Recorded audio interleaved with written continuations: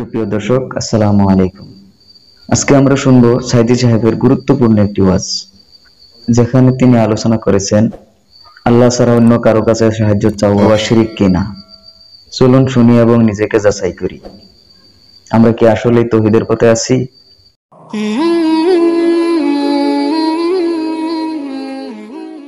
আল্লাহ শিরকের ব্যাপারে একটা দৃষ্টান্ত দিচ্ছেন। আল্লাহ পাক কোরআন শরীফে অনেক দৃষ্টান্ত দিয়েছেন। দৃষ্টান্ত দিলে লোকেরা বোঝে ভালো, ঠিক কিনা কোন? আল্লাহ পাক দৃষ্টান্ত দিচ্ছেন, ইয়া আইয়ুহান নাসু দুরিবা মাসালুন ফাসতামিউ লাহু ইন্নাল্লাযীনা তাদউনা মিন দুনিল্লাহি লা ইয়াখলুকু যুবাবান ওয়ালাউ ইসতামাউ লাহু।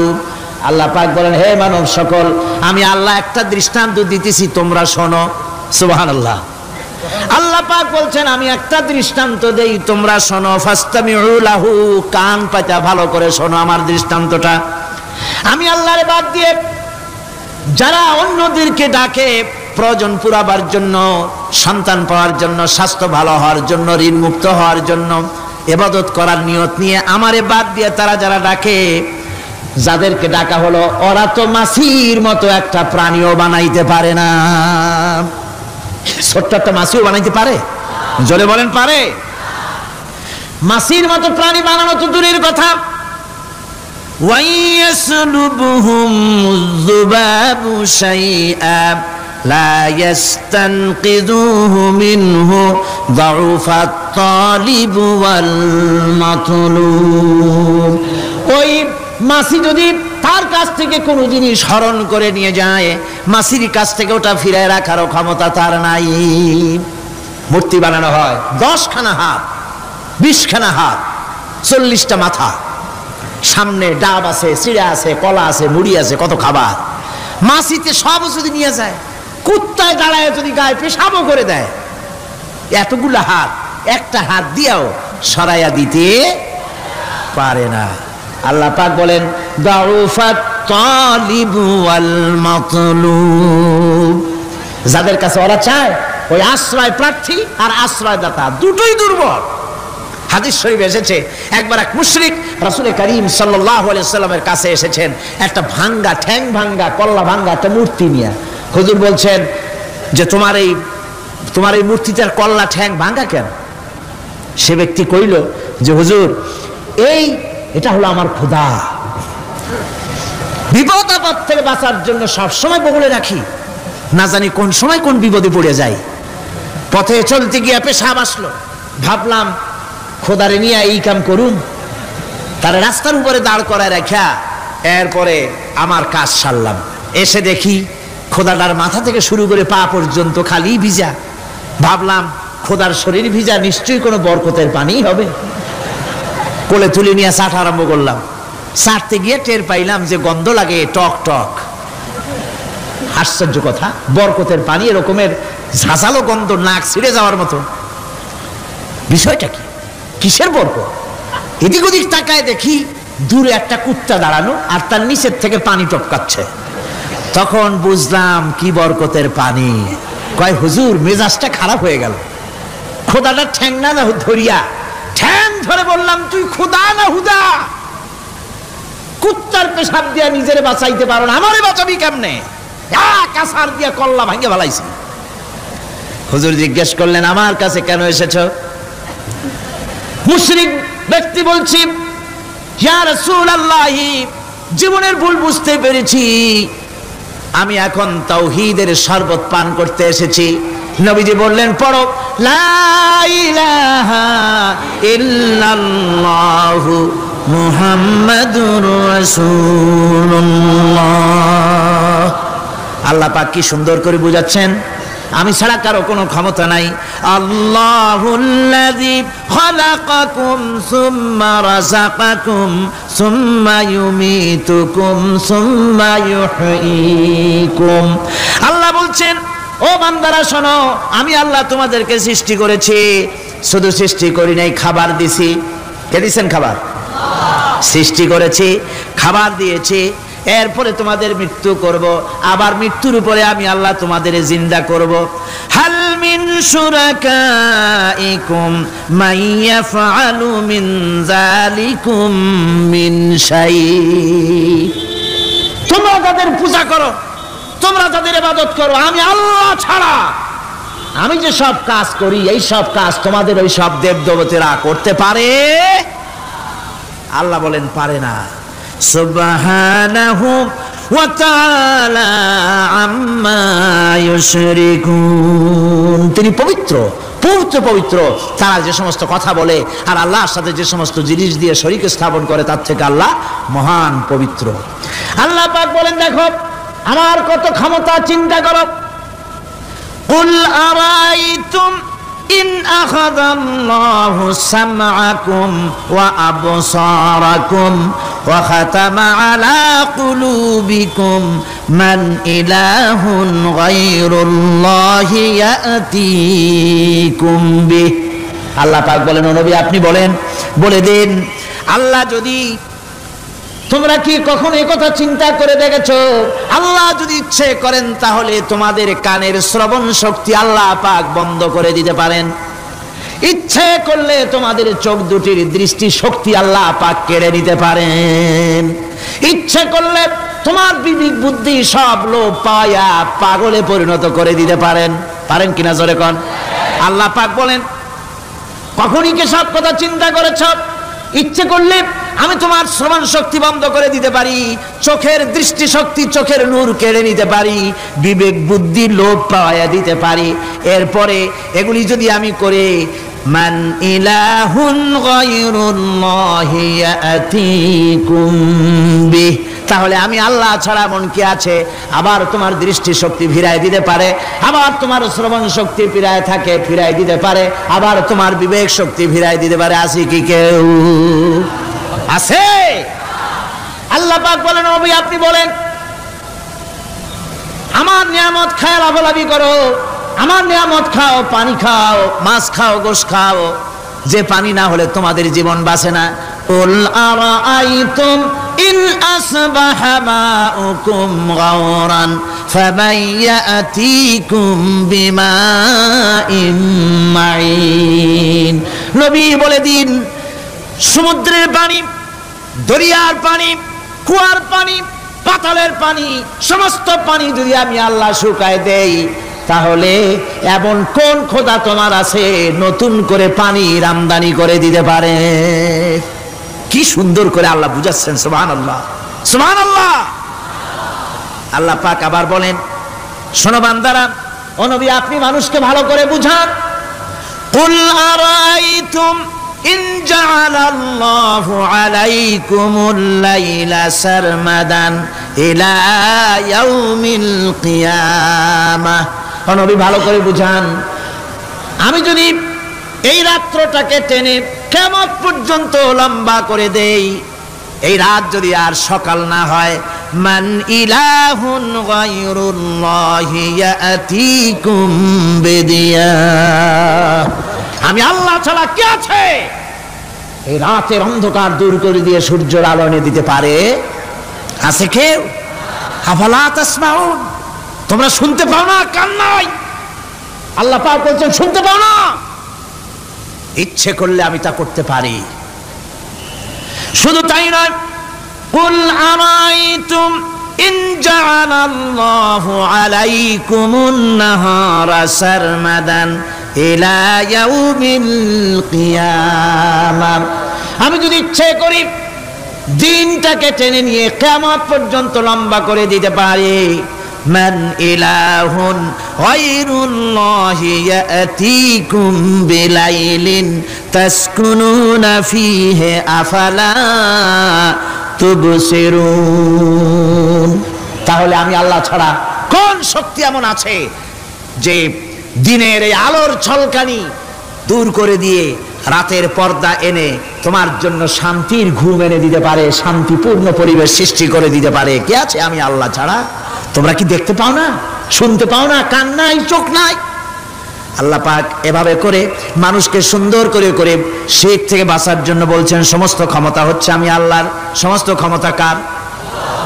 আল্লাহ পাক বলেন এই শিরক যদি ছেড়ে না দাও, আমি ছাড়া অন্য কারো কাছে যদি সন্তান কামনা করো, স্বাস্থ্য কামনা করো, ঋণ মুক্তির কামনা করো, জেনে রাখো কুল তামাত্তাউ ফাইন্না মাসীরাকুম ইলান নার। আল্লাহ পাক বলেন নবী ওদের বলে দেন ফুর্তি করো, খাও, জনমের মতো লুটে ফুটে খাও, এরপরে জায়গা হবে জাহান্নাম। জায়গা হবে কোথায়? শিরক যারা করে তাদের জায়গা হবে জাহান্নাম। আল্লাহ বলে দিয়েছেন ইন্নাহু মান ইউশরিক বিল্লাহি ফাকাদ হারামাল্লাহু আলাইহিল জান্নাহ ওয়া মাওয়াহুন নার। যে ব্যক্তি শিরক করবে তার জন্য আল্লাহ পাক জান্নাতকে হারাম করে দিবেন। নাউযুবিল্লাহ। আল্লাহর জান্নাত হারাম, যারা শিরক করবে তাদের জন্য বেহেশত কি? হারাম। আমার বন্ধুগণ, বড় মারাত্মক কথা। খবরদার, এই শিরক থেকে আমাদেরকে বাঁচতে হবে। আল্লাহ সব গুনাহ মাফ করবেন, শিরকের গুনাহ। আল্লাহ পাক বলছেন ইন্নাল্লাহা লা ইয়াগফিরু আন ইউশরাকা বিহি ওয়া ইয়াগফিরু মা দুনা যালিকা লিমান ইয়াশা। আল্লাহ রাব্বুল আলামিন শিরকের গুনাহ মাফ করবেন না, সমস্ত গুনাহ মাফ হয়ে যাবে, শিরকের গুনাহ রব্বুল আলামিন মাফ করে দিবেন না। وَمَن يُشْرِكْ بِاللَّهِ فَقَدِ افْتَرَى إِثْمًا عَظِيمًا। যারা শিরক করলো তারা আল্লাহর সাথে মিথ্যা আরোপ করলো, জুলম করলো আল্লাহর উপরে। জোরে কর নাউযু বিল্লাহি মিন যালিক। ভাইরা আমার, সুতরাং আমাদেরকে ডাকতে হবে একমাত্র আল্লাহ পাককে। কাকে ডাকতে হবে? আল্লাহ পাককে ডাকতে হবে। তিনি আমাদের সমস্ত প্রয়োজন মিটিয়ে দিবেন। এ বিশ্বাস আছে তো? এ বিশ্বাস হয়েছে? আল্লাহ পাক বলছেন ولا تدع من دون الله ما لا ينفعك ولا يضرك فإن فعلت فإنك إذا من الظالمين। আল্লাহকে ছেড়ে এমন শক্তিকে কেন ডাকো যে শক্তি তোমার কোনো ফায়দা করতে পারবে না, কোনো ক্ষতিও করতে পারবে না, এমনকি ওরা নিজেদেরও কোনো উপকার করতে পারে না। আল্লাহ পাক আরো বলেন ওয়াইয়ামসাসকাল্লাহু বিদুররিন ফালা কাশিফা লাহু ইল্লা হুয়া। আল্লাহ পাক যদি কোনো বিপদ দেন, ওই বিপদ থেকে তোমাকে কেউ ফিরাইয়া দিতে পারে না। ওয়াইয়ুরিদিকা বিখাইরিন ফালা রাদ্দা লিফাদলি। আল্লাহ পাক যদি তোমার কোনো অনুগ্রহ করতে চান, তোমাকে যদি কোনো সাহায্য করতে চান, সেই সাহায্যের মুখেও তোমাকে কেউ প্রতিরোধ গড়ে তুলতে পারে না, আল্লাহর সাহায্য ফিরাই দিতে পারে না। সুতরাং সব কিছুর মালিক হচ্ছেন আল্লাহ, চাইতে হবে আল্লাহর কাছে। বলুন তো জোরে সোরে, হায়াতের মালিক কে? সমস্ত মুসলমানদেরকে চিল্লায় বলতে হবে, দাঁড়ানো মানুষ, বসা মানুষ, সব মুসলমান একযোগে শরীরের সমস্ত শক্তি দিয়ে বলুন হায়াতের মালিক কে? মওতের মালিক কে? হাসাবার মালিক কে? কাঁদাবার মালিক কে? খেতে দেওয়ার মালিক কে? মৃত্যু দেওয়ার মালিক কে? সব কিছুর মালিক কে? আল্লাহ সুবহানাহু ওয়া তাআলা। তিনি হচ্ছেন একমাত্র আমাদের প্রভু। ওই আল্লাহ রাব্বুল আলামিন বলেন ওয়া'বুদুহু ওয়াশকুরু লাহু ইলাইহি তুরজাউন। ওই আল্লাহর ইবাদত করো, তার শুকর আদায় করো, তার দিকেই আমাদের সকলকেই ফিরে যেতে হবে। আমরা বিপদে পড়ি, মুসিবতে পড়ি, যে অবস্থায় থাকি আল্লাহ আমাদেরকে বাঁচান, রক্ষা করেন, এই বিশ্বাস আমাদের মনের মধ্যে সব সময় থাকতে হবে। আমরা ঝড়ের মধ্যে পড়ি, বৃষ্টির মধ্যে পড়ি, বিপদে পড়ি, যেখানেই থাকি, যত কষ্ট করি, সব জায়গায় আল্লাহ আমাদের হেফাজত করেন। কে করেন? হেফাজত। সুতরাং কোনো মাজারে নয়, কোনো কবরে নয়। আপনারা এর থেকে, এই সমস্ত শিরক এবং বেদাত থেকে আপনাদেরকে বাঁচতে হবে। আকাশ থেকে, জমিন থেকে খাদ্য, রিজেক, ভালো সব কিছু আল্লাহ পাক আমাদেরকে দেন। আইলাহুম্মা আল্লাহ, এই সমস্ত কাজে আল্লাহর কোনো শরীক নাই। আছে নাকি কোনো শরীক? যদি থাকে কুল হাতু বুরহানাকুম ইন কুনতুম সাদিকিন। যদি তোমাদের কোনো দলিল থাকে, যদি সত্যবাদী হও তোমাদের দাবিতে, তাহলে সেই দলিল তোমরা নিয়ে আসতে পারো। আমাদেরকে পরিষ্কারভাবে সব কিছু চাইতে হবে আল্লাহর কাছে। এই ঈমান আজকে পোক্তা হলো তো? জোরে বলেন, পোক্তা হলো? আমরা মোনাজাত করব। এখন কি করব? মোনাজাত হবে। দাঁড়ানো ভাইরা বসেন, এক মুহূর্তের ভিতরে দাঁড়ানো ভাইরা বসে বলুন আল্লাহর কাছে এখন আমরা চাইবো। আজকে জুমার রাত, আজকে কিসের রাত?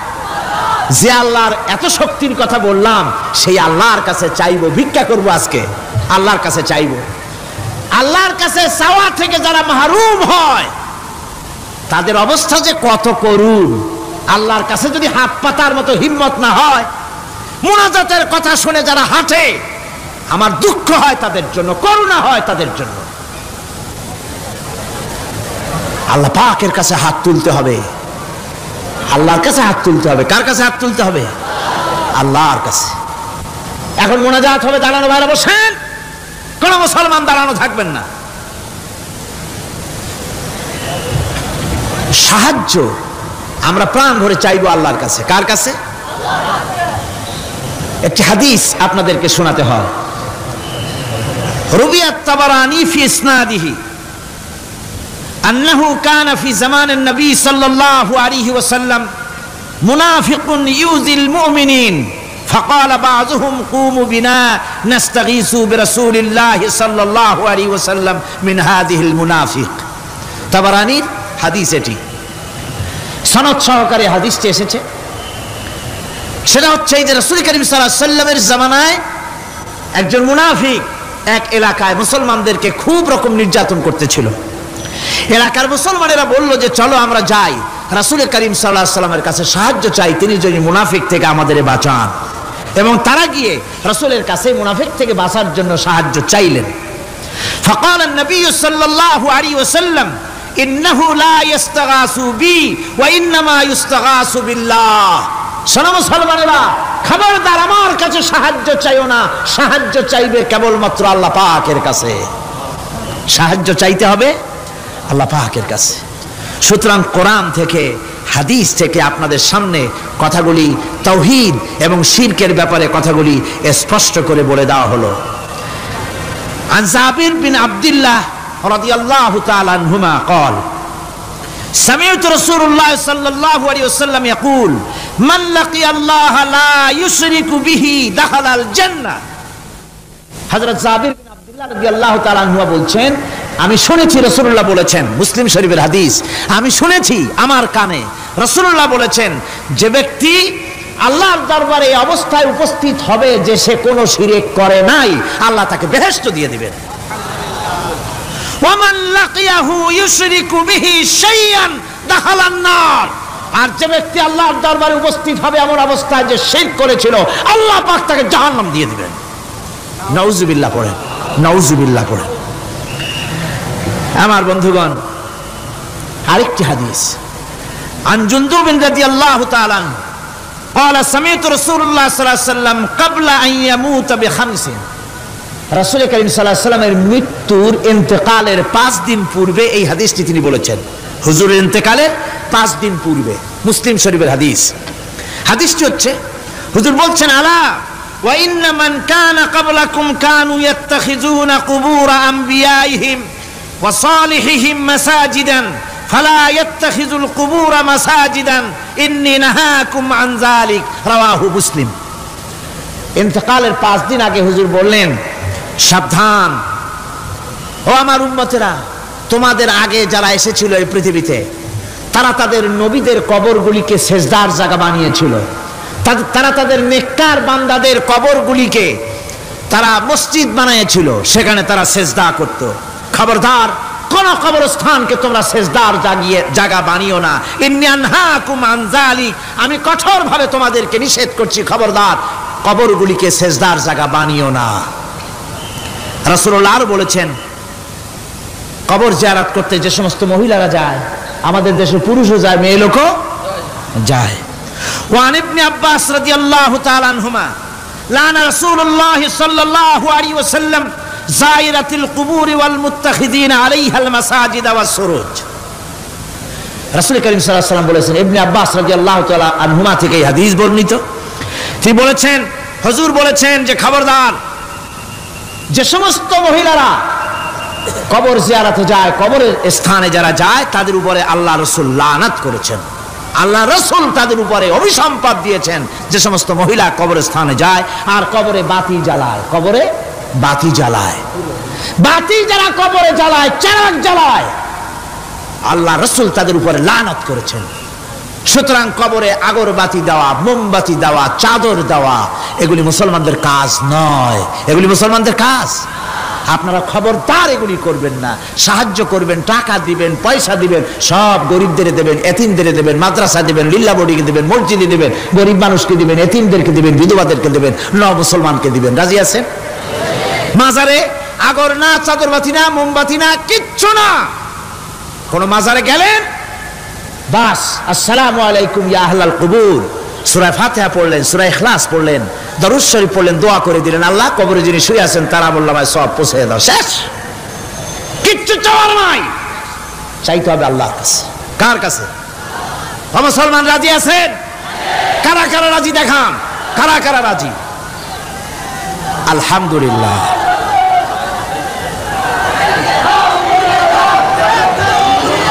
আমার বন্ধুগণ, সুতরাং আর রহমান আল্লামাল কোরআন, আল্লাহ রাব্বুল আলামিন তিনি আমাদেরকে কোরআন শিক্ষা দিয়েছেন। আর এই কোরআনের মাধ্যমে আমরা তাওহীদ শিখলাম, আমরা শিরক বুঝলাম। আল্লাহ যেন আমাদেরকে তাওহীদ অর্জন করে জীবন চালাবার তৌফিক দেন। আল্লাহ যেন আমাদেরকে শিরক এবং বিদআত থেকে বাঁচার তৌফিক দেন। আমরা যদি আমাদেরকে যদি কেটে টুকরা টুকরাও করা হয়, আমাদেরকে যদি জীবন্ত অবস্থায় জ্বালায় পোড়ায়া ভস্ম বানানো হয়, তবুও শিরক করব না। রাজি আছেন? এর নাম মুসলমান। আল্লাহ আজকের আলোচনা করব ওই একই বিষয়, ঈমান বিল্লাহর উপরে, একই বিষয়ের উপরে। আজকের বিষয় হচ্ছে ঈমানের উপকারিতা, ঈমান বিল্লাহর উপকারিতা। আল্লাহর উপরে ঈমান আনলে পরে উপকারটা কি হয়, এই কথাগুলি আজকে আলোচনা করব ইনশাআল্লাহ। সবাই বলেন ইনশাআল্লাহ। আমা তৌফিকি ইল্লা বিল্লাহ, সুবহানাকা লা ইলমা লানা ইল্লা মা আল্লামতানা। এই পৃথিবীতে মানুষ কোন কোন সময় নিজেকে অনেক বড় মনে করে, আবার কোন কোন সময় নিজেকে অত্যন্ত হীন নীচ মনে করে। যখন নিজেকে বড় মনে করে তখন তো কেউ কেউ বলেই বসে আনা রাব্বুকুমুল আলা, মান আসাদ্দু মিন্না কুওয়া, আমার চাইতে শক্তি আর কার আছে, আমার চাইতে শক্তিশালী আর কে হতে পারে, আর আমি হচ্ছি তোমাদের বড় প্রভু, এরকম বলে। আবার কখনো নিচে নামতে নামতে এত নিচে নামে, গাছ, পাথর, সাপ, সিংহ, বাঘ, শিয়াল, বিড়াল এগুলির সামনে মাথা নত করে। এখন এ মানুষের আসল পজিশনটা কি, মূল পজিশন কি? ঈমান তাকে পজিশন শিখায়। ঈমানের প্রথম উপকারিতা যেটা, সেটা হলো তার মধ্যে আত্মসম্ভ্রম, শখসিয়ত, পার্সোনালিটি সৃষ্টি করে দেয়, আত্মমর্যাদার উন্মেষ ঘটিয়ে দেয়। আল্লাহর প্রতি ঈমান মানুষকে দীনতা থেকে, হীনতা থেকে, নীচতা থেকে উদ্ধার করে মর্যাদার উচ্চ শিখরে আরোহণ করিয়ে দেয়। সে অন্যের নিকটে হাত পাতত, সে গাছের সামনে মাথা নত করত, সে পাথরের সামনে মাথা নত করত, সাপকে ভয় পেত, সাপকে পূজা করত। কিন্তু যখন এই মানুষটি আল্লাহর উপর ঈমান আনলো, যখন এই মানুষ পড়ল লা ইলাহা ইল্লাল্লাহু মুহাম্মাদুর রাসূলুল্লাহ, জোরে বলেন না লা। মাইকটা আমার কানে আওয়াজ আসে না, কি জোরে আওয়াজ হচ্ছে, সেই জন্য আমার অসুবিধা হচ্ছে। এমন হওয়া উচিত যাতে আমি শুনতে পাই। এই কালেমা যখন পড়লো তখন সে নিজেকে চিনতে পারলো, সে বুঝতে পারলো যে আমি যাদের সামনে মাথা নত করি, যাদের সামনে আনুগত্য করি, এগুলি তো আবার আর একজনের গোলাম। আল্লাহ রাব্বুল আলামিন কোরআনে কারীমের মধ্যে বলেছেন ইয়াবতাগুনা ইলা রাব্বিহিমুল ওয়াসিলা। আল্লাহ পাক বলেন যারা নাকি মানুষগুলি যার সামনে মাথা নত করে, যাদেরকে প্রভু বলে, দেবতা বলে, উচ্চ শক্তি সম্পন্ন মনে করে যাদের পেছনে ঘুরে যাদের কাছে হাত পাতে, তারাই তো আবার আল্লাহর কাছে যাওয়ার জন্য ওসিলা তালাশ করে। সুতরাং তার ভুল ভেঙে যায়, সে তখন দেখতে পায়, সে তখন বুঝতে পারে যে একজন এমন শক্তি আছে একমাত্র তার কাছেই মাথা নত করতে হয়, আর কারো কাছে করা যায় না। কোরআনে কারীম বলছে, ইন্নাল্লাযীনা তাদউনা মিন দুনিল্লাহি ইবাদুন আমসালুকুম। আমি আল্লাহকে বাদ দিয়ে তোমরা যার অনুসরণ করো, আমি আল্লাহকে বাদ দিয়ে তোমরা যাকে ডাকো নিজের হাজাত পুরা করার জন্য, নিজের উদ্দেশ্য পুরা করার জন্য, মনস্কামনা পূর্ণ করার জন্য, আমি আল্লাহরে বাদ দিয়ে যাদের ডাকো ওরা তোমার মতো আমার গোলাম। তুমি যেমন আমার গোলাম, ওটাও আমার গোলাম। তুমি সূর্যের পূজা করো, সূর্য তো আমার গোলাম। তুমি চাঁদের পূজা করো, চাঁদ তো আমার গোলাম। তুমি তো গরু পূজা করো, গরু আমার সৃষ্টি। তুমি তো মাটি দিয়া তৈরি করা মূর্তি বানাইয়া পূজা করো, মাটি তো আমার বানানো।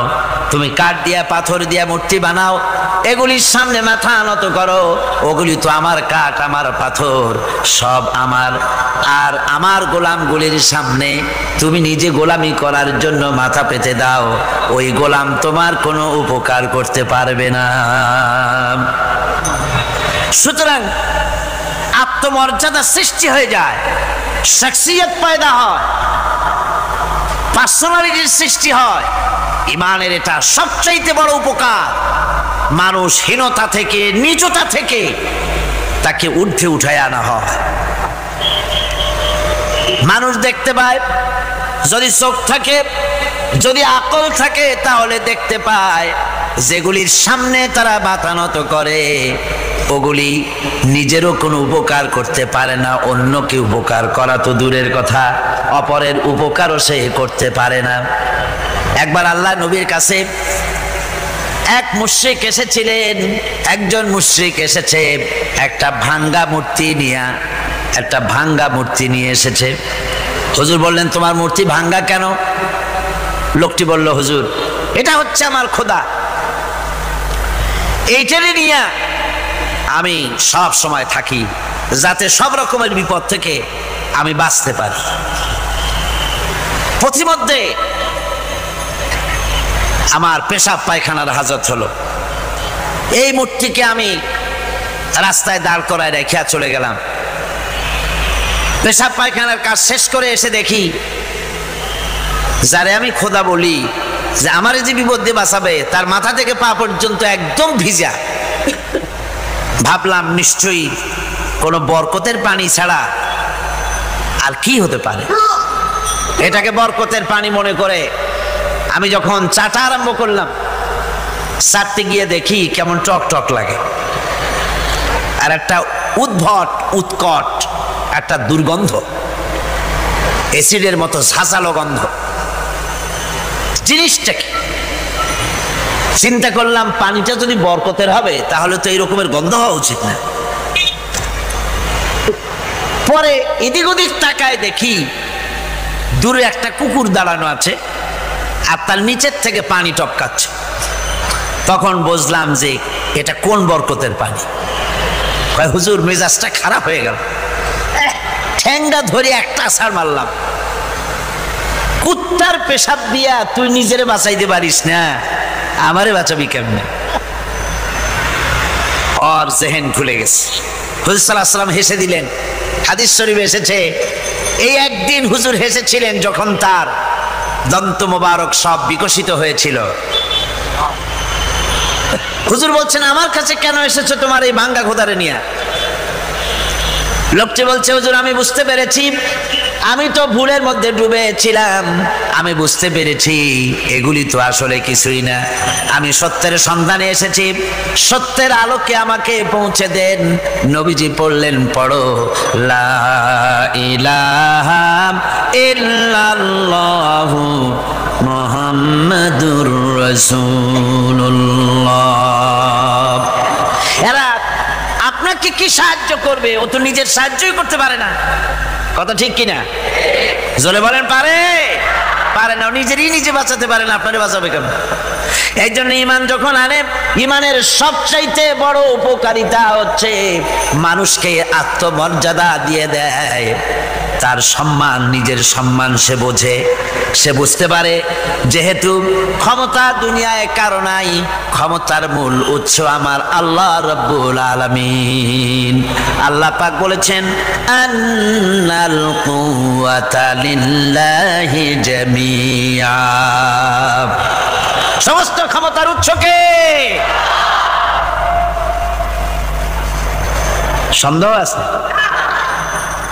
আপনারা যেভাবে আল্লাহর নাম জিজ্ঞেস করলে যেভাবে বলেন, তাতে মনে হয় কিসের ফেব্রুয়ারিতে রোজা আসবে? রোজা এখনই শুরু হয়ে গেছে।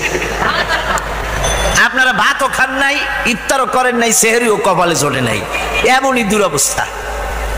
এরকম তো হওয়া উচিত না। আমি তো দীর্ঘদিনের লালিত স্বপ্ন ইসলামের বিপ্লব হবে চট্টগ্রাম থেকে, আর সেই মুজাহিদরা যদি আল্লাহর নামটা নিতে, যদি মহব্বতের সাথে না নিতে পারে, তো একটা কথা হইল। জোরে সরে বলেন, সমস্ত ক্ষমতার উৎস কে? হ্যাঁ, এবার না বোঝা গেল যে পারবেন। আল্লাহ পাক হচ্ছেন সমস্ত ক্ষমতার উৎস। এইটা যদি বিশ্বাস করেন, তাহলে আপনাকে পরাভূত করতে পারে, পরাজিত করতে পারে এমন ক্ষমতা এই পৃথিবীতে কারো।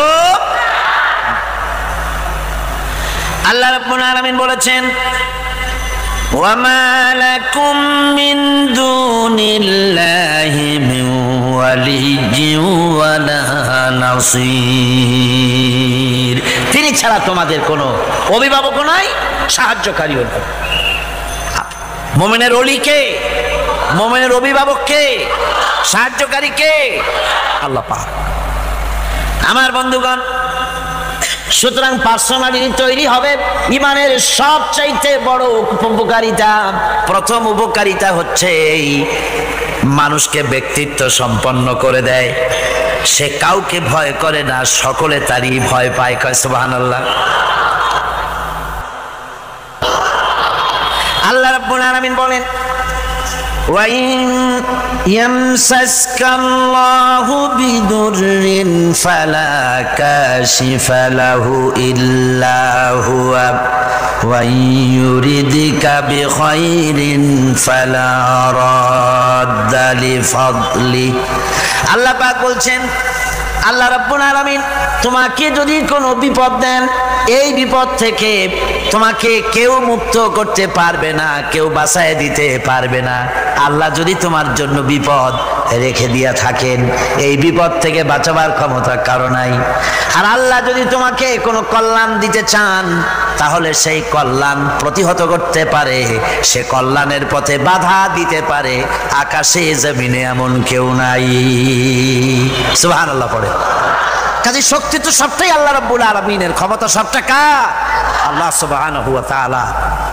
কল্যাণও করেন তিনি, আর অকল্যাণ যদি করেন, সে অকল্যাণ থেকে বাঁচবার উপায় নাই। কল্যাণ যদি করতে চান, ঠেকাবারও কারো উপায়। মুমিন ব্যক্তির আত্মমর্যাদা এভাবে বেড়ে যায় ঈমানের কারণে। ঈমানের কারণে তার আত্মমর্যাদাটা এত বেড়ে যায় যে সে হক কথা বলতে গিয়া রিজেকের চিন্তা করে না, চাকরির চিন্তা করে না। হক কথাটা যদি বলি, আমি সরকারি চাকরি করি, হক কথা বললে পরে চাকরি থাকবে না।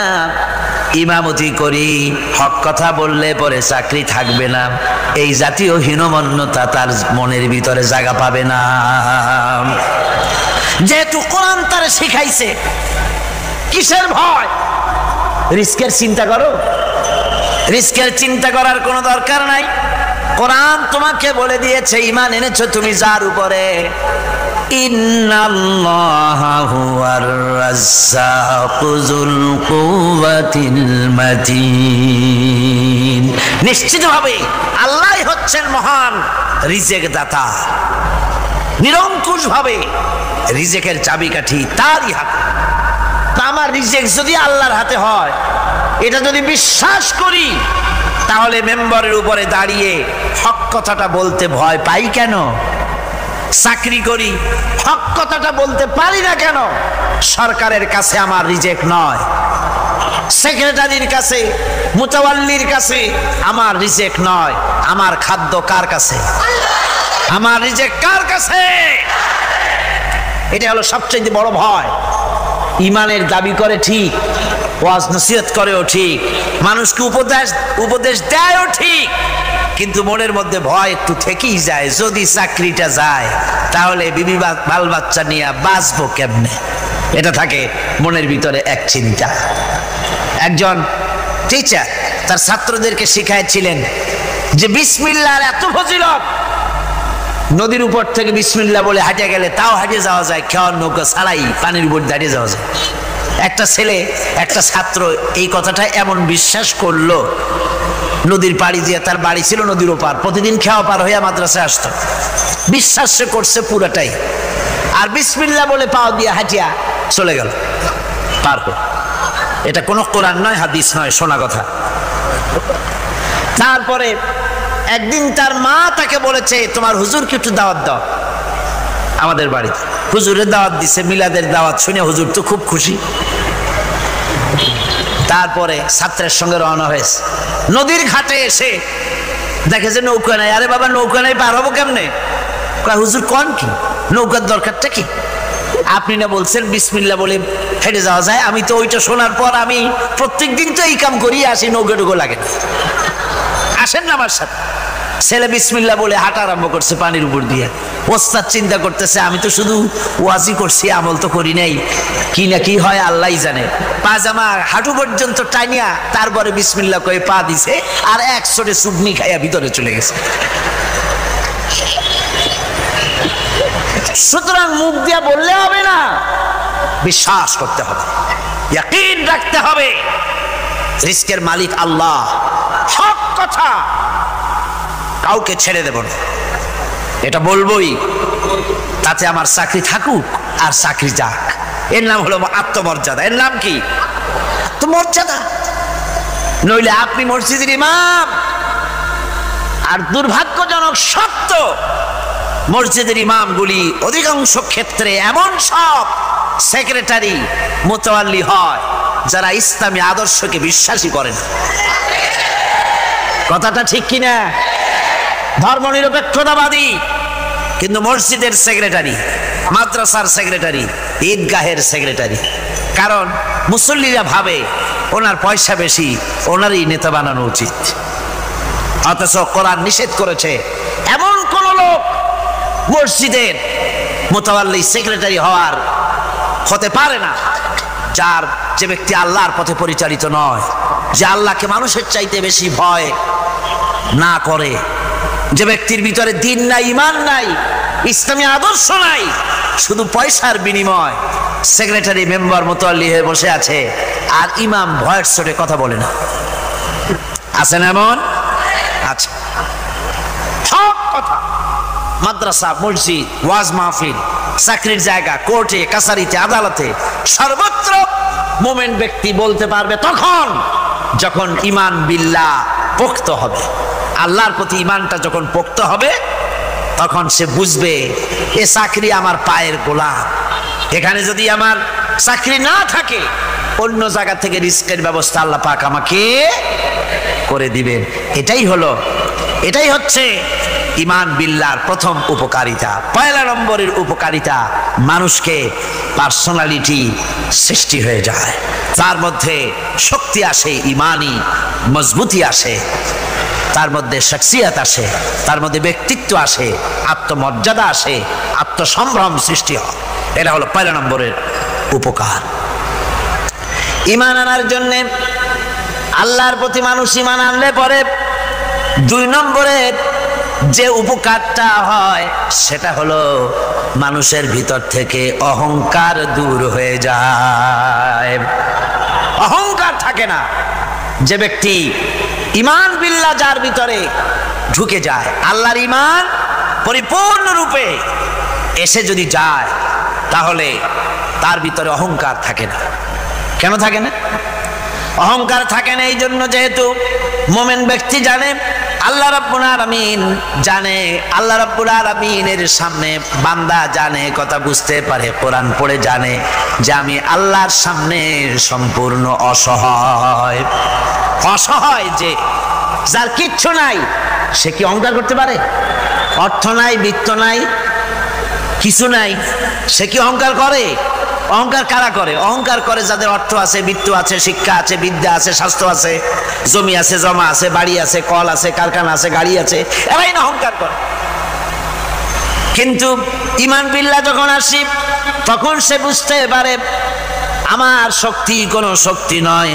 ওয়া হুয়াল কাহিরু ফাওকা ইবাদি। সমস্ত আল্লাহ রাব্বুল আলামিন বলছেন সমস্ত বান্দার উপরে কর্তৃত্ব হচ্ছে আল্লাহ পাকের। আল্লাহর কর্তৃত্ব থেকে বেরিয়ে আসার ক্ষমতা কারো নাই। সবচাইতে শ্রেষ্ঠ শক্তি কার? আল্লাহ পাক। ওই আল্লাহ রাব্বুল আলামিন বলেছেন, চ্যালেঞ্জ করেছেন, যদি সম্ভব করতে পারো, অহংকার করতেছো, বড়াই করতেছো, যদি সম্ভব করতে পারো আমার জমিন থেকে বেরিয়ে যাও। যদি সম্ভব করতে পারো, অহংকার তো খুব করো, বাস করো আমার জমিনের উপরে, খাও আমার ফসল, জীবন আমি দিলাম, চক্ষু আমি দিলাম, আমার চোখ দিয়ে দেখো, আমার দেওয়া কান দিয়ে শোনো, আমার দেওয়া বিবেক দিয়ে চিন্তা করো, সব তো আমি দিয়েছি, তারপরেও যদি অহংকার করো। ইয়া মাশারাল জিন্নি ওয়াল ইনসি ইন ইসতাতাতুম আন তানফুযু মিন আকতারিস সামাওয়াতি ওয়াল আরদ ফানফুযু লা তানফুযুনা ইল্লা বিসুলতান। হে পৃথিবীর মানুষেরা, হে পৃথিবীর জিনেরা,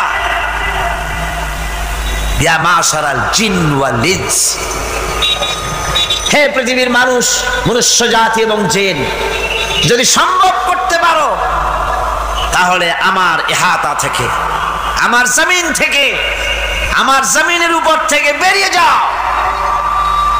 এমন দেশে যাও যেখানে আমার সূর্য নাই, যেখানে আমার চন্দ্র নাই, যেখানে আমার আলো নাই, যেখানে আমার বাতাস নাই, অক্সিজেন নাই, আমার পানি নাই, এমন কোন জায়গা যদি পাও বেরিয়ে চলে যাও। যাওয়া যাবে? আর যারা জবাব দিলেন না তারা পারবেন বুঝি? যাওয়া যাবে। আল্লাহ পাক বলছেন ফানফুযু লা তানফুযুনা ইল্লা বিসুলতান। আমার রাজত্ব থেকে, আমার ইহাতা থেকে, আমার পরিমণ্ডল থেকে, আমার কর্তৃত্ব থেকে বেরিয়ে যাওয়ার কোনো পথ নাই। কেউ বেরিয়ে যেতে পারবে না। আকাশ দিয়ে, জমিন দিয়ে পরিবেষ্টন করে রেখেছি, পালাবার উপায় নাই, ভাগবার জায়গা নাই। এই কথা মোমেন যখন পড়ে আস্তে করে মাথা নিচু হয়ে আসে, আমি কত দুর্বল আমার মহান আল্লাহর সামনে। সুবহানাল্লাহ।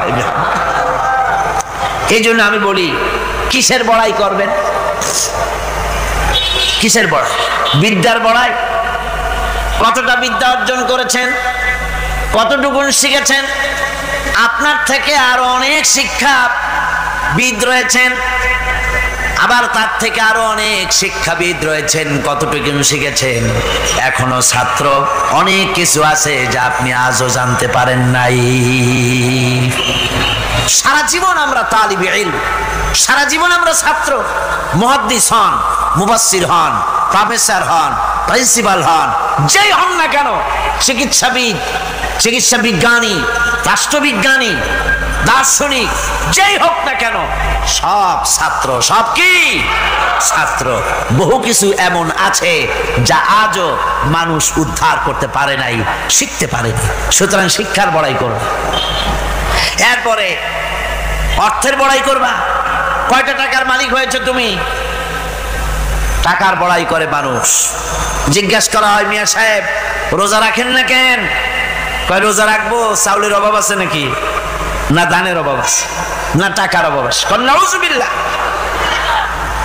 কত টাকা হয়েছে?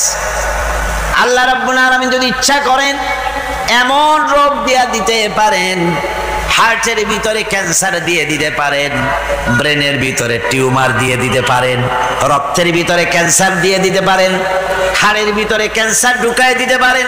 এমন রোগ হয়ে যেতে পারে ডাক্তারের 14 গোষ্ঠী গুলে খেলেও রোগ ভালো হবে না। সারা জীবন যত টাকা কামাই করেছেন গোষ্ঠী বেচতেও ঔষধের পয়সা হবে না। পারবে কিনা আমার আল্লাহ? জোরে বলেন পারবেন কিনা? পারবেন, প্রচন্ড ক্ষমতা। কাজী বান্দা যখন এগুলি পড়ে মাথাটা নিচু হয়ে আসে যে ক্ষমতা তো তার, বড়াই করার কোনো উপায় নাই। আমরা কিতাবের মধ্যে পড়েছিলাম, সেই আল মুস্তাতরফ একটা কিতাব ছিল, আলেমে পড়ানো হতো। মৌলানা শামসুদ্দিন সাহেব পড়েছেন নিশ্চয়ই? জি, ওলামারা পড়েছে। সেই কিতাবে আলেম ক্লাসে পড়ানো হতো তখন আমাদেরকে একটা আরবি সাহিত্য, ওই আরবি সাহিত্যের ভিতরে পড়েছিলাম, সেখানে এক জমিদার বিবাহ করছে, তারপরে তার নবপরিণীতা স্ত্রীকে নিয়ে খেতে বসেছে। এমন সময় এক ভিক্ষুক এসেছে। জমিদার রাগ হয়ে দরজার কাছে দিয়ে বেচারাকে ধমক দিয়ে বের করে দিয়েছে, ভিক্ষা নেওয়ার আর তুমি সময় পাও না, আমি বিয়ে করেছি, নতুন বউ নিয়ে খাইতে বসছি, বেরো এখান থেকে। গলায় ধাক্কা দিয়া ফালায়া তারপরে তাড়াই দিছে। বাস কয়েক বছর পর এই জমিদারের জমিদারি গেল, টাকা গেল, পয়সা গেল, সব শেষ। বউ পুষবে এমন পয়সাও নাই, বউ তার থেকে বিচ্ছিন্ন হয়ে গেল, বউকে তালাক দিয়ে দিল। দীর্ঘদিন পর এই স্ত্রী বিবাহের একটা প্রস্তাব এলো আর এক জমিদারের সাথে, আর এক এলাকার নতুন এক জমিদার হয়েছে, তার সঙ্গে বিবাহের প্রস্তাব এলো। এরপরে সেই বিয়ে হয়ে যাওয়ার পর নতুন জমিদারের সাথে এই স্ত্রী বসে খানা খেতে বসেছে প্রথম দিন। এমন সময় দরজার কাছে এক ভিখারি এসে হাজির। নতুন জমিদার বলছে, বউ আমরা তো খেতে পারবো, আমাদের খাবারের প্লেটটা আজকে প্রথম তোমাকে নিয়ে খেতে বসেছি, এই খাবারের প্লেটটা ধরেই তুমি ভিখারিকে দিয়ে আসো। বউ খাবারের প্লেটটা ভিখারির হাতে দিতে গিয়ে সেন্সলেস হয়ে পড়ে গিয়েছে, বেহুশ হয়ে পড়ে গিয়েছে। নতুন জমিদার অনেকক্ষণ অপেক্ষা করলো, বউ ফেরে না কেন, যায় দেখে বেহুশ, মুসাফির সেখানে দাঁড়ানো। কিছুক্ষণ পর বউয়ের হুশ হলো, জিজ্ঞেস করলো, হয়েছে কি, তুমি এরকম পড়ে গেল কেন? এই মুসাফিরকে দেখে বউ বলতেছে, আল্লাহর কসম, তুমি যখন আমাকে প্লেট ভরা খাবার দিয়ে পাঠাই দিলা ভিক্ষুককে দেওয়ার জন্যে, যারে ভিক্ষা দিতে গেলাম, আল্লাহর কসম করে বলি এ হচ্ছে আমার সেই প্রথম স্বামী। এবার ওই জমিদার বলতেছে, তুমি যেমন কসম করে বলতেছো এই হলো তোমার প্রথম স্বামী, আমিও আমার আল্লাহর নামে কসম করে বলি আমিও সেই ভিখারি যেদিন তোমরা খেতে বসেছিলে আর আমি ভিক্ষা নিতে গিয়েছিলাম, আমাকে দরজা থেকে তাড়াই দিয়েছিলে। সুতরাং বড়াই করো না, অর্থে টাকার বড়াই করো না, অহংকার করো না। স্বাস্থ্যের বড়াই করো না, স্বাস্থ্য ভালো, অহংকার করো না। আল্লাহ যদি ইচ্ছে করেন এক রাত্রের মধ্যে মাত্র আধা ঘন্টা 15 মিনিটের ভিতরে কয়েকবার পাতলা দাস্ত দিয়া জনমের মতো শেষ করে দিতে পারেন, পারেন কিনা?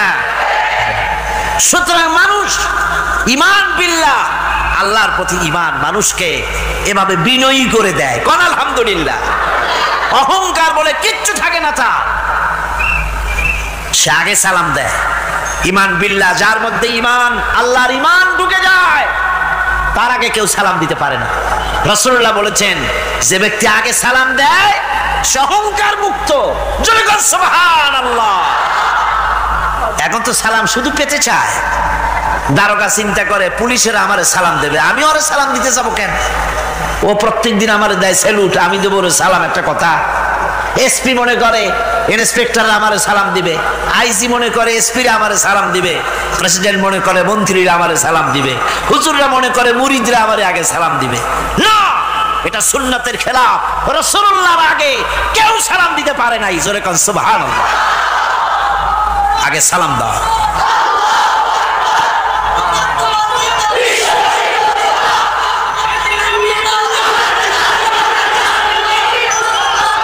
এই সালামের প্রচলন মুসলমানদের মধ্যে বেশি বেশি হওয়া উচিত। আপনারা সালামের প্রচলন চালু করে দিবেন, বেশি করে চালু করবেন। বউরে সালাম দিবেন, বউ আপনাকে দেবে। ঘরের মধ্যে ঢুকবেন, ঢুকেই বলবেন আসসালামু আলাইকুম ওয়া রাহমাতুল্লাহি ওয়া বারাকাতুহু। বাইরের থেকে গেছেন, ঘরে ঢুকেই প্রথম সালাম দেন, বউ সালামের জবাব দেবে, বউ আপনাকে দেবে। বাচ্চাদের সালাম দেন, বাচ্চারা আপনাকে দিবে। এরকম সালামের প্রচলন চালু করেন। রাসূলুল্লাহ বলেছেন, মানে একটা গাছের আড়ালে এই সালাম হলো, লোকটা গাছের আড়ালে চলে গেছে, আবার দেখা হয়েছে, আবার সালাম দেয়। এখন এই সালাম কমে গেছে। এখন সালামের পরিবর্তে অনেক কিছু হয়েছে। সালাম দেয়, তার জবাবও দেয় না। যদি বলে কেউ গরিব মানুষ সালাম দিয়েছে বড় লোক করে, আসসালামু আলাইকুম, ওয়ালাইকুম আসসালাম বলতে চায় না, একটু মাথা নাড়ে। তারপর জিজ্ঞেস করে, স্যার কেমন আছেন? এই যাচ্ছে, কেটে যাচ্ছে। কি কেটে যাচ্ছে? তোমার কল্লা? আলহামদুলিল্লাহ বলতে পারো না? অধিকাংশ ক্ষেত্রে যদি জিজ্ঞেস করেন কেমন আছেন, এই যাচ্ছে, কেটে যাচ্ছে। আপনার যত অসুখ হোক আগে বলেন আলহামদুলিল্লাহ, তারপরে অসুখের কথা বলেন। আপনার যদি কোনো অসুবিধা থাকে আগে আলহামদুলিল্লাহ কন, তারপরে অসুখের কথা কন। হযরত সুফিয়ান সাউরি রাহমাতুল্লাহ আলাইহি আল্লাহর একজন জবরদস্ত ওলি ছিলেন। একবার তার সামনে এক মুরিদ এসেছে, মাথায় একটা বড় রুমাল খিসা বাঁধা। জিজ্ঞেস করলেন, মিয়া তোমার এই মাথাটা এরকম বাঁধা কেন? কয় যে হুজুর, মাথার যন্ত্রণায় অস্থির হয়ে গেছি, সেই জন্য মাথাটা বাঁধে রাখছে। এরকম ব্যথা কয়দিন হয়েছে? কয়দিন? আর সবসময় হয় না, বছরে 2-1 হইলেও পারে, না হইলেও পারে। বলে বছরে 2-1 ব্যথা হয়, সেই ব্যথাটা দড়ি দিয়া বান্ধা মানুষে দেখাইলা যে আমার ব্যথা হয়েছে, অসুবিধা দেখালে। আর যতদিন ভালো ছিলে ওইটার প্রমাণ স্বরূপ মাথায় কি বান্ধা মানুষকে দেখাইছো। সুতরাং শুকরিয়া আদায় করো সব সময়।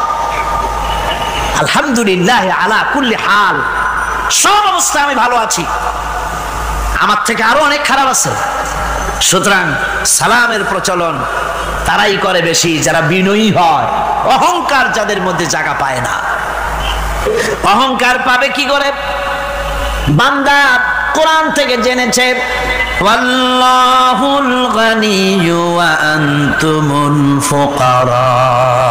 আল্লাহ রাব্বুল আলামিন বলেন, তোমরা হলে সবাই ফকির, তোমরা হলে সব মুকাবিক্কি, আর একমাত্র আল্লাহ রাব্বুল আলামিন বেনিয়াজ।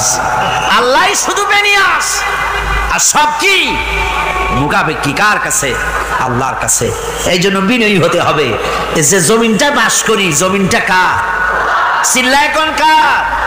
লিল্লাহি মা ফিস সামাওয়াতি ওয়া মা ফিল আরদ। আকাশও তার, জমিনও। এই কথা যদি জানা থাকে, বিশ্বাস থাকে, তাহলে সেই ব্যক্তি অহংকার করতে পারে না, সে বিনয়ী হয়। ঈমান বিল্লাহ তাকে বিনয়ী বানায় দেয়। আর বিনয়ী মানুষ, নিরহংকার মানুষই আল্লাহর কাছে বেশি পছন্দ। এই ঈমান তার ভিতরে এই কথা জাগ্রত করে দেয়। আমি যদি একটা গাড়ির মালিক হয়ে থাকি, আমি যদি একটা বাড়ির মালিক হয়ে থাকি, আমি যদি স্ত্রী পুত্র সন্তান পেয়ে থাকি, আমি যদি মন্ত্রী হয়ে থাকি, আমি যদি কিছু পেয়ে থাকি, আমার হাতের কামাই দ্বারা পাই নাই। আল্লাহ শিখাই দিচ্ছেন, ওয়ামা বিকুম বিনিমাতিন ফামিনাল্লাহ। যত নেয়ামত তোমরা পেয়েছো সব আল্লাহ রাব্বুল আলামিন দিয়েছেন। জোরে বলেন সুবহানাল্লাহ। দাতাকে ভুলে যেও না, আল্লাহর কাছে বিনয়ী হও। সমস্ত নেয়ামত একমাত্র তিনিই দিয়েছেন। ঈমান বিল্লাহর দ্বারা মানুষের এই গুণ সৃষ্টি হয়, এই উপকার হয় মানুষের, যে সে বিনয়ী হয়ে যায়। আল্লাহ পাক কোরআনে কারীমের মধ্যে আরো বলেন, ওয়ালা তামশি ফিল আরদি মারহান ইন্নাকা লান তাখরিকাল আরদা ওয়ালান তাবলুগাল জিবালা তুলা। ওয়ালা তামশি ফিল আরদি মারহান, আমার এই জমিনের উপরে অহংকার করে হেঁটো না, আল্লাহ পাক নিষেধ করেছেন। জমিনের উপরে অহংকার করে হেঁটো না। এই জমিনের উপরে অহংকার করে হাঁটতে গিয়া তুমি পদাঘাত করে আমার জমিনটারে ফাটাই দিতে পারবে না, আবার অহংকার করে লাভ দিয়া আমার পাহাড়টার উচ্চতাও ছাড়াই যেতে পারবে না। যখন তুমি পাহাড়ের উচ্চতা ছাড়াতে পারবে না, যখন জমিনটারে লাথি মেরে ফাটাই দিতে পারবে না, তখন আবার অহংকারটা কিসের অহংকার? নিজের দিকে তাকাও, তোমারে আমি বানাইছি কি দিয়া? তোমার পেটের মধ্যে কি, তোমার শরীরের মধ্যে কি? মলমূত্র দিয়ে পেটটা ভরা, আর দুনিয়া এসেছো এক ফোঁটা নাপাক পানি দিয়ে। যে নাপাক পানি ফোঁটা শরীর থেকে বেরিয়ে গেলে পরে গোসল ওয়াজিব হয়ে যায়, ফরজ হয়ে যায়, এমন একটা নাপাক পানি যার জন্মের উৎস, তার তো অহংকার করা শোভা পায় না। অহংকার করবেন কেবলমাত্র কে? চিল্লায় বলেন কে? হাদিসে কুদসির ভিতরে এসেছে, আল্লাহ পাক বলেছেন অহংকার হচ্ছে আমার ইজার, অহংকার হচ্ছে আমার চাদর। যে ব্যক্তি অহংকার করে সেজন্য আমি আল্লাহর চাদর নিয়ে টানাটানি করে। জোরে কর নাউজুবিল্লাহ, চিল্লায় কর নাউজুবিল্লাহ।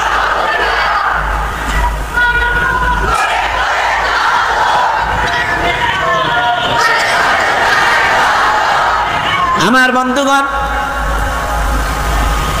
আল্লাহ রাব্বুল আলামিন কোরআনে কারীমের মধ্যে বলেছেন, আমার সঠিক বান্দা যারা অহংকার তাদের মধ্যে থাকে না। ওয়াইবাদুর রাহমানিল্লাযীনা ইয়ামশুনা আলাল আরদি হাওনা। রহমানের বান্দা যারা, আমি আল্লাহ পাকের গোলাম যারা, তারা জমিনের উপরে খুব বিনয়ের সাথে চলে। তাদের চলাফেরা দেখলেই বোঝা যায় লোকটা বিনয়ী, আল্লাহর বান্দা। সুবহানাল্লাহি ওয়া বিহামদিহি। কি বলেন? মানুষের চলাফেরা, চাহনি, ওঠা বসা, কথাবার্তা দেখলেই বোঝা যায় না লোকটা কি চরিত্রের? বোঝা যায়। এক পদের মানুষ আছে গম্ভীর হয়ে বসে থাকে, মনে হয় যেন নবজাদা নসরুল্লাহ খানের শালা, নামাজ নাই। কি হয়েছে? মাইক এমনি আজকে আমি নিজেও টের পাচ্ছি, আমি মাইকের আওয়াজ নিজেও পাচ্ছি না।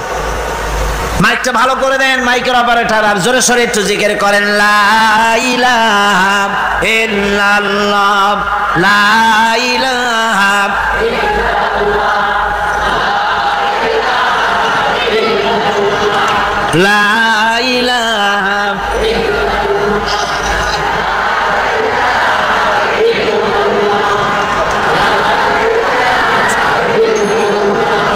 বসেন, বসুন। লা ইলাহা ইল্লাল্লাহ, লা ইলাহা, লা ইলাহা,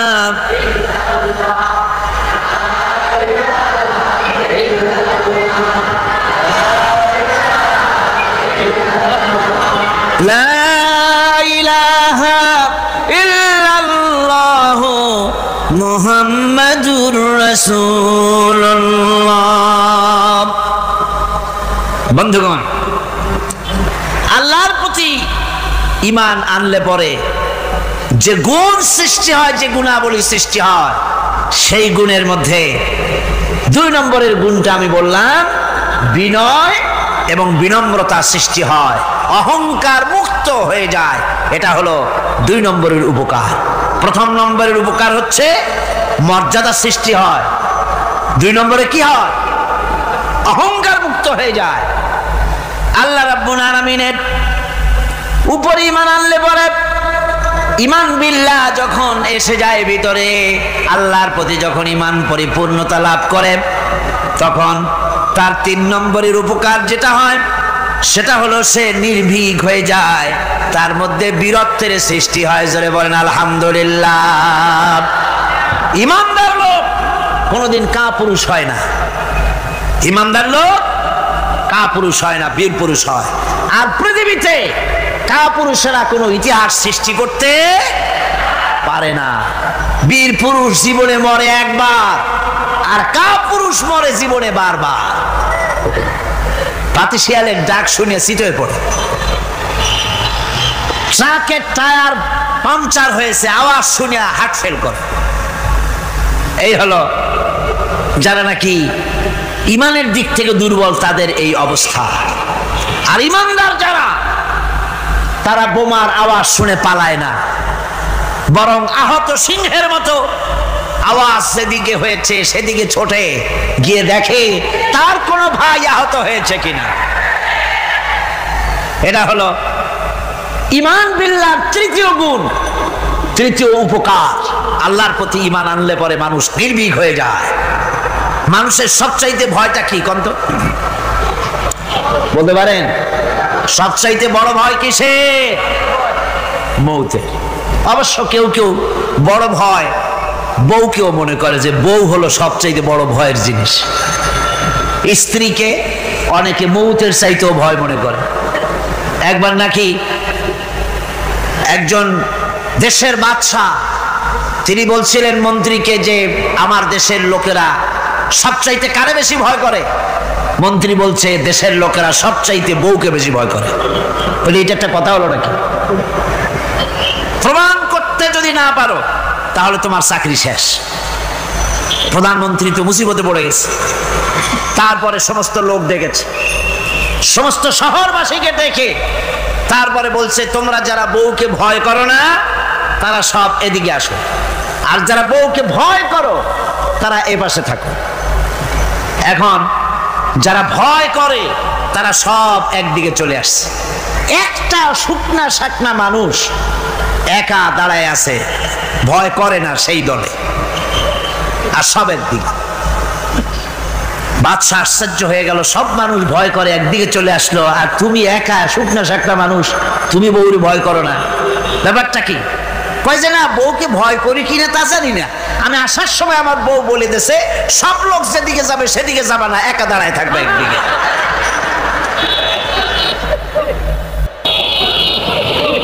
কাজেই মানুষেরা ভয় করার ব্যাপারে ভয়ের নানান রকমের দিক আছে, কিন্তু প্রকৃতপক্ষে এটা একটা উপমা দিলাম আমি মাত্র। প্রকৃতপক্ষে মানুষের কাছে সবচাইতে বড় ভয় হলো মৃত্যুর ভয়। সবচাইতে ভয় কিসের ভয়?